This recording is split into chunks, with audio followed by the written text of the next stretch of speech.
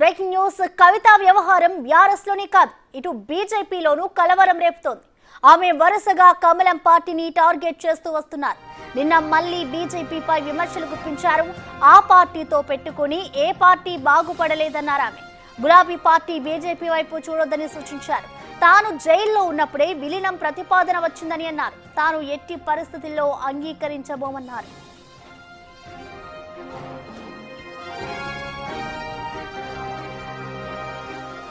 కవిత comments పై satire వేశారు Kishan Reddy.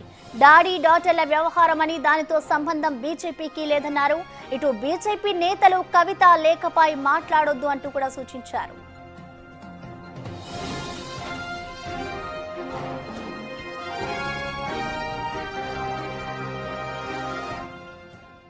Daddy daughter సమస్య sister brother సమస్య. అది sister brother daddy daughter drama. అదంతా కూడా అది ఫ్యామిలీ డ్రామా. ఆ డ్రామాలో మేము పాత్రధారులను సూత్రధారులను కాదలుచుకోలేదు. తెలంగాణ ప్రజలకు కూడా సంబంధం లేనటువంటి అంశం అది. అది ఇంటర్నల్ పార్టీ విషయం కావచ్చు, లేకపోతే ఇంటర్నల్ ఫ్యామిలీ విషయం కావచ్చు. ఆ విషయాన్ని తెలంగాణ ప్రజలకు సంబంధించిన విషయంగానో, రాజకీయ పార్టీలకు సంబంధించిన విషయంగానో, బీజేపీకి వ్యతిరేకంగా విషయంగానో మేము దాని గురించి స్పందించదలుచుకోలేదు. తెలంగాణ ప్రజలు కూడా స్పందించేటువంటి పరిస్థితి లేదు. నీటి మీద రాతలు తీసుకొచ్చి ఇన్ని రోజుల తర్వాత ఈరోజు బయట పెట్టడం ఏదైతున్నదో అది అర్థం కానటువంటి విషయం. అదొక ఇంటి సమస్య. అధికారం కోసమో లేకపోతే ఆస్తుల కోసమో వాళ్ళు చెప్పుకోవాలి. జరుగుతున్నటువంటి ఘర్షణ సమస్య, దాన్ని రాజకీయ అంశంగా, తెలంగాణ అంశంగా, తెలంగాణకు ఏదో పెద్ద అంశంగా మీడియా కూడా తీసుకురావడం దురదృష్టకరం. చిన్న అంశం ఇది. ఈ అంశం తెలంగాణ ప్రజలకు సంబంధం లేనటువంటి అంశం ఇది. ఈ అంశం మీద రాజకీయ పార్టీలు స్పందించాల్సిన అవసరం కూడా లేదు. నేను అన్ని రాజకీయ పార్టీలను కోరుతా ఉన్నాను. డాడీ సమస్య అది.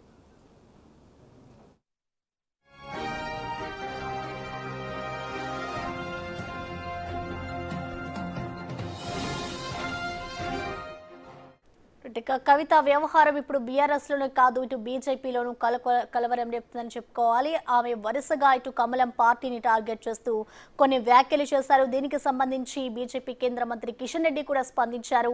దీనిపై పూర్తి అప్డేట్స్ ని మా ఇన్పుటేటర్ పవన్ ఎలైజర్ అందిస్తారు.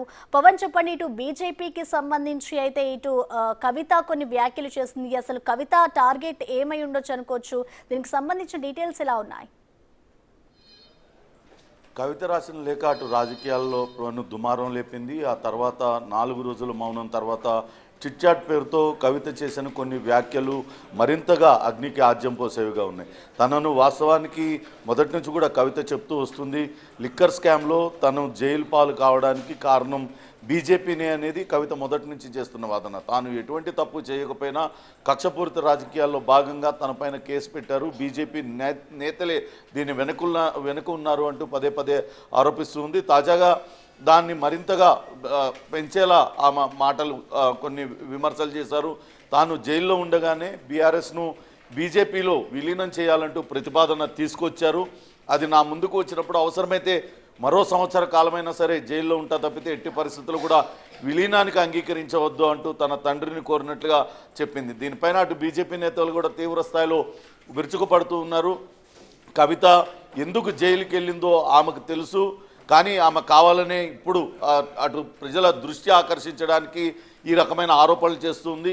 అటు కవిత రాసిన లేఖ కావచ్చు, కవిత బయటకు మాట్లాడుతున్నదంతా అదంతా వాళ్ళ కుటుంబ సమస్య, వాళ్ళ ఆస్తుల మధ్య, అధికారాల మధ్య వచ్చిన వివాదం. అది చాలా చిన్న విషయం, వాళ్ళు తెలుసుకోవాలి తప్పితే ఇతర రాజకీయ పార్టీలను నిందించి ఏం ప్రయోజనం అంటూ అటు బీజేపీ నేతలు కూడా అంటున్నారు. బీఆర్ఎస్ లాంటి పార్టీ మాకు అవసరమే లేదు అనే మాటలను ఇప్పుడు బీజేపీ నేతలు డైరెక్ట్గా చెప్తూ ఉన్నారు. ఇక నిన్న మంచిర్యాల పర్యటనలో ఉన్న సందర్భంగా కవిత మరో సంచలన వ్యాఖ్యలు చేశారు. ఏ పార్టీ అయినా సరే బీజేపీతో పొత్తు కలిస్తే ఇక ఆ పార్టీ మనుగడ సాధించలేదు, ఆ పార్టీని బీజేపీ పార్టీ మింగేస్తుంది అనేటట్టు ఆమె చేసిన వ్యాఖ్యలు కూడా అటు బీజేపీ నేతల్లో తీవ్ర ఆగ్రహానికి కారణమయ్యాయి. అటు కవిత పైన తీవ్ర స్థాయిలో విమర్శలు చేస్తూ ఉన్నారు. ఇంట్లో జరుగుతున్న విషయాల నుంచి దృష్టి మరల్చేందుకే ఇటువంటి విమర్శలు చేస్తూ ఉన్నారు.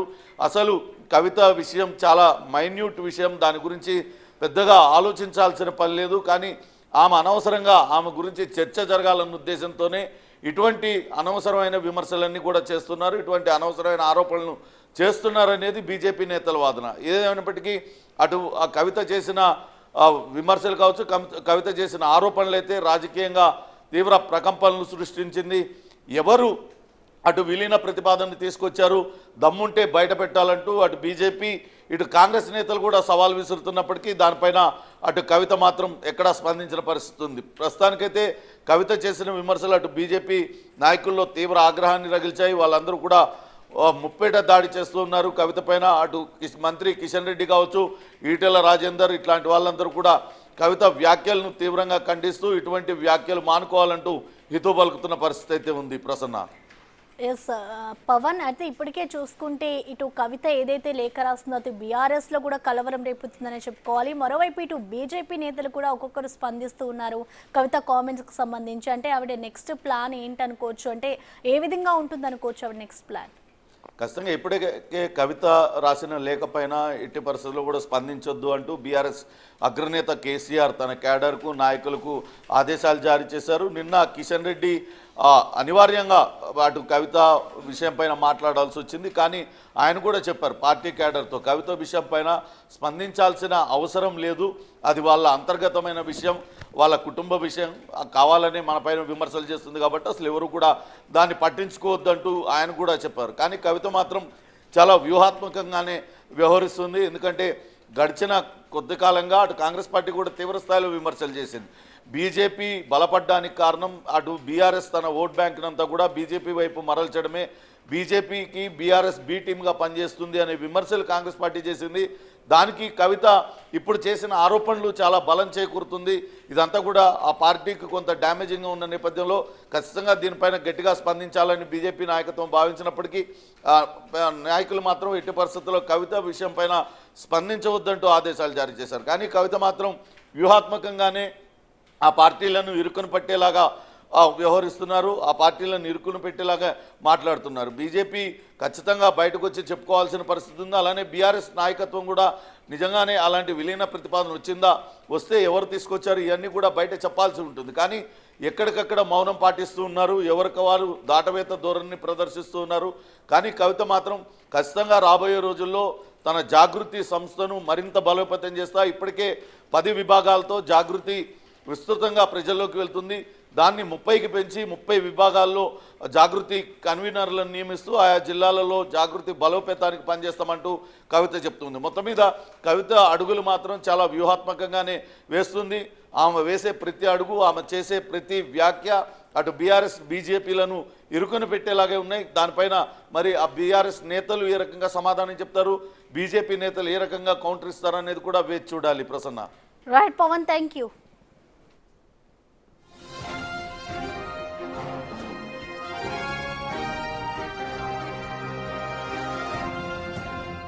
ఇక కవిత వ్యవహారం ఇప్పుడు బీఆర్ఎస్లోనే కాదు అటు బీజేపీలో కూడా కలవరం రేపుతుందని చెప్పుకోవాలి. ఇటు బీజేపీకి సంబంధించి కూడా కవిత కొన్ని వ్యాఖ్యలు చేసింది. ఆ వ్యాఖ్యల పట్ల ఇప్పటికే బీజేపీ నేతలు ఒక్కొక్కరుగా స్పందిస్తూ ఉన్నారు.